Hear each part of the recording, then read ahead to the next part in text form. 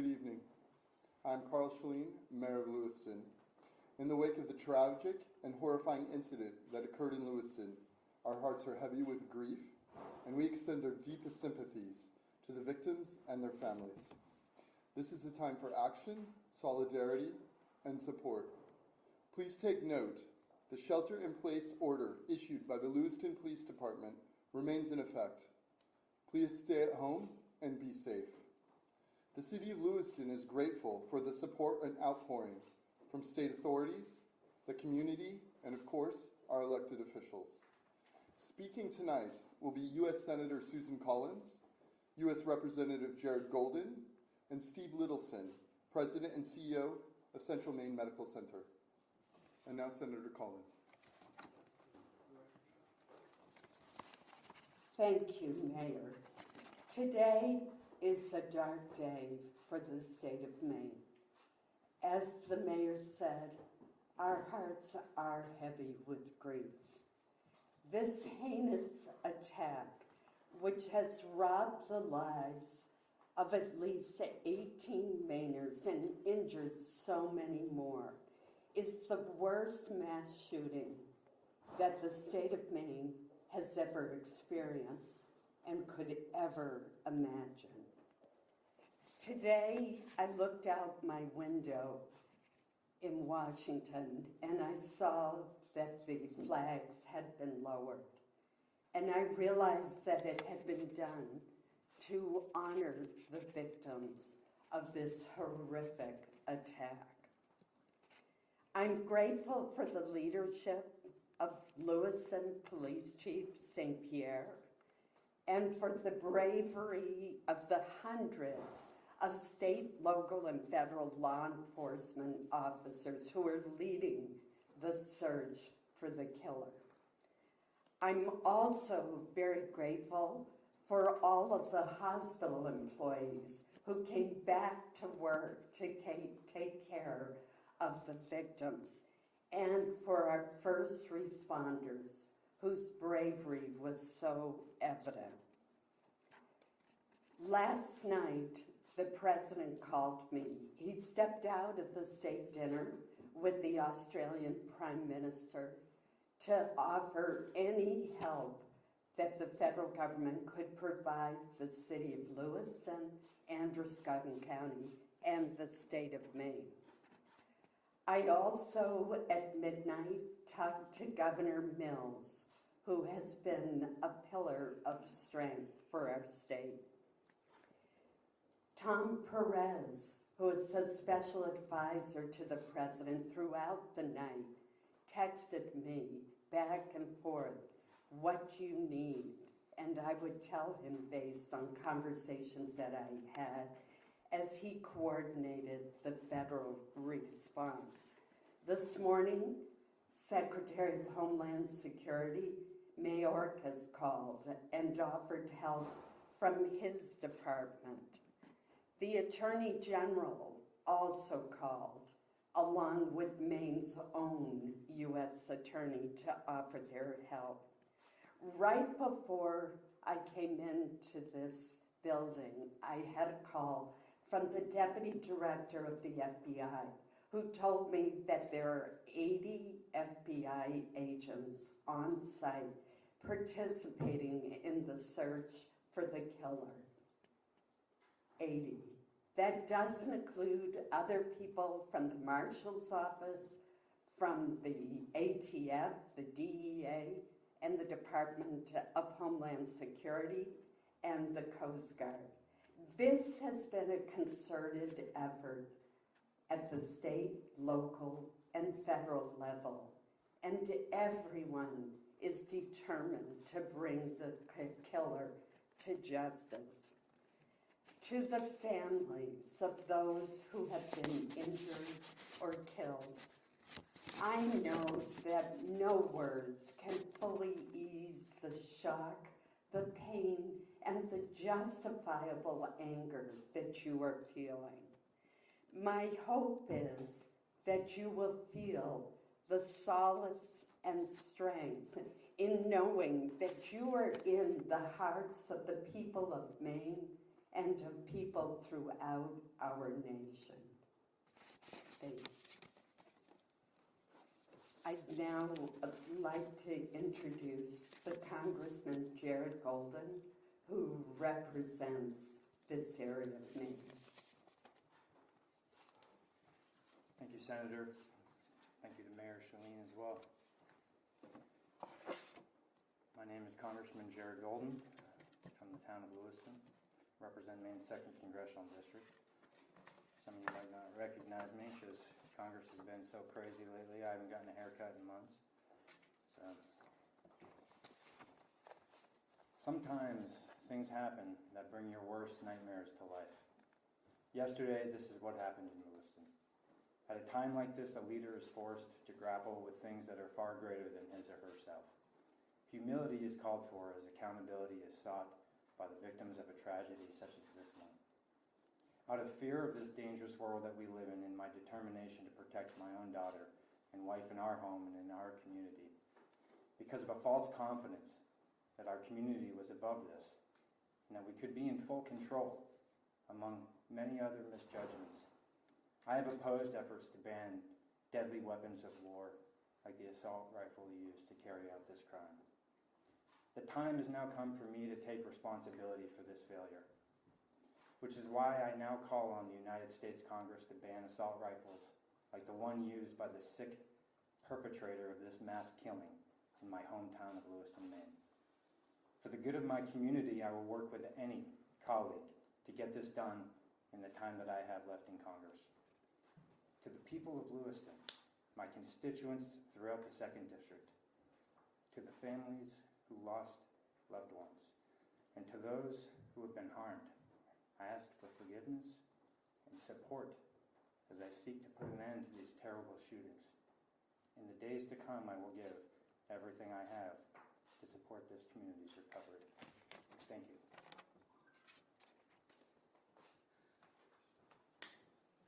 And now I would like to introduce Steve Littleson, President and CEO of Central Maine Medical Center.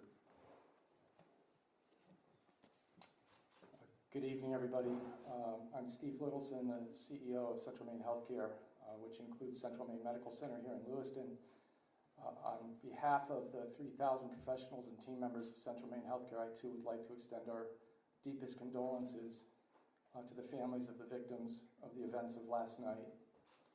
I would also like to acknowledge the compassion and the expertise and the teamwork displayed by the healthcare professionals in this community last night when called upon under the most extreme circumstances.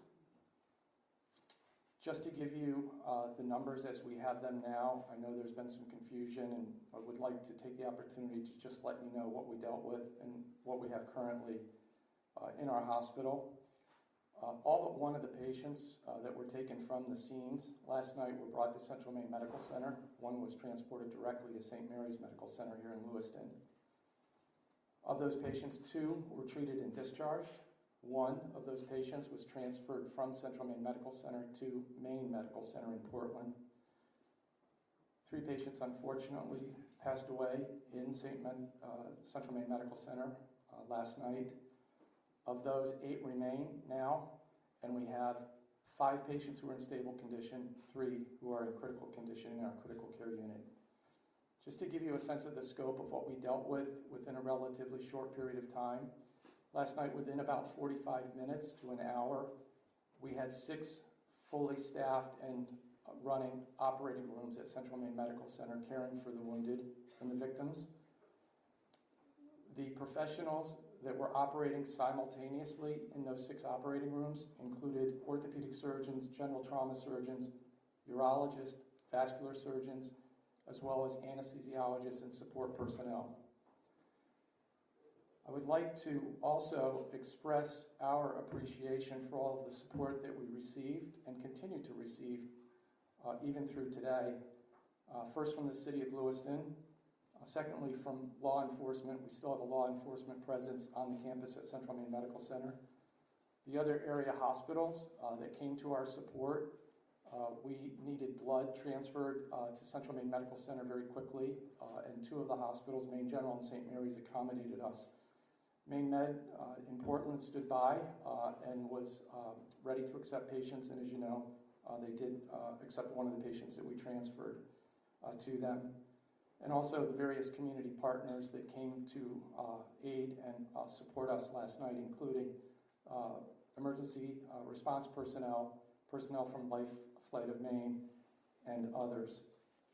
As one of the counselors said to me before we walked in tonight, often people underestimate our capabilities here to care for people locally. I think last night we proved that by working together we can do just that under the most trying circumstances. Thank you.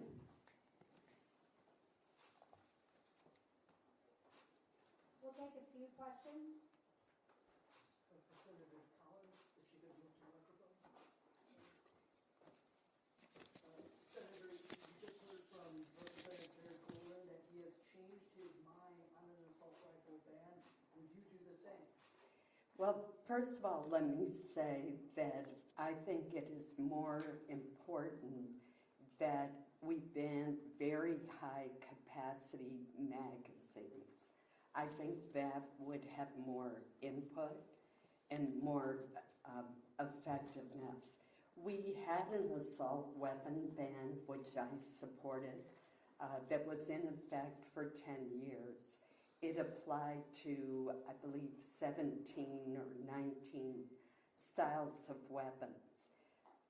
Later, the late Senator Dianne Feinstein proposed an expansion that would have covered 157 weapons, and it was based not on functionality, but on cosmetic features. So there's always more that we can do. I was a co-author of the bipartisan Safer Communities Act, which provided funding, for example, for red and yellow flag laws and for mental health clinics, which I think is important as well. So certainly there's always more that can be done. Senator, just a decade ago, you opposed legislation that limited access to expanded, stocks and firearms capacity. Are you suggesting that you would do something different now? I don't believe you're correct. For example, I was the lead Republican sponsor of a bill that would ban bump stocks, which have the ability to turn a semi-automatic into a fully automatic machine gun. And that legislation has not been enacted into law. There was an attempt to do it by regulation, but it was struck down by the courts. I still support the bump stock legislation. The other thing that I think we can look at is, and I advocated, was to increase the age at which you could purchase a high-capacity rifle from 18 to 21, the way it is for a handgun. Senator Collins, you mentioned there are a lot of questions about the whereabouts of Robert Card. You mentioned a number of agencies searching for him. Can you offer any more details regarding the whereabouts of Card or how close we're getting to finding him? I cannot, because I don't want to jeopardize the search for him in any way. I have talked extensively to law enforcement, and as I said just very recently with the FBI deputy director, but I certainly don't want to jeopardize the search in any way. Senator Collins, we get a flag laws used in this case. You are a big advocate of them. Do you know if they were used in this case? I'm sorry, I couldn't. Yellow flag laws used in this case? To I don't know. That's a very good question. You said that Maine got it right when it came to yellow flag. Maine does have a good yellow flag. If it's true, as we are hearing, that Robert Card had mental health issues and he was, the police put him forward for evaluation, you got it wrong. No, I don't know whether there was a report to trigger the yellow flag law. It's certainly on the face of the facts that we have. It seems. Could you let me finish, please? It certainly seems that on the basis of the facts that we have, that the yellow flag law should have been triggered if, in fact, the suspect was hospitalized for 2 weeks for mental illness. That should have triggered the yellow flag law, and he should have been separated from his weapons. I'm sure after the fact that's going to be looked at very closely. Obviously, that's a state issue, and I do not have knowledge of what happened in that instance. Senator Collins, Mark Stone from Sky News, thank you for your time. I wonder if I could just ask you about the weapons again. Why do you think it is that you and so many other lawmakers in America believe it is right for Americans to have the right to own such high-velocity weapons? Well, first of all, let me say, and I'll repeat it again, that for 10 years we had a ban on certain kinds of assault weapons, and I supported that ban.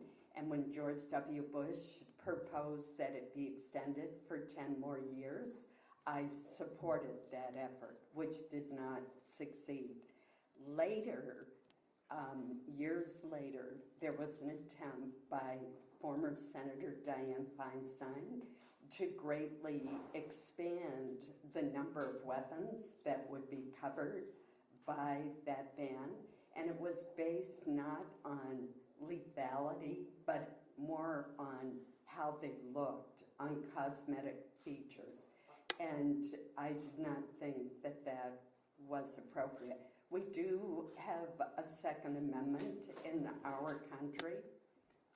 And that gives people the right to own a weapon that powerful, you think? And Maine, I would point out, has one of the highest rates of gun ownership in the country and has a long heritage of responsible gun ownership. It has also had a very low rate of violence. What makes this crime so heinous is in a typical year, Maine might have 22 murders, and last night we almost approached the number for the entire year. Is anyone So here thank on you the so much. Is anyone here briefed on the investigation to tell us? We we've cannot seen talk video about the of the FBI? investigation yet, but thank you so much, and I appreciate your patience with us in this news conference. Thank you all. Thank you. Have a good one.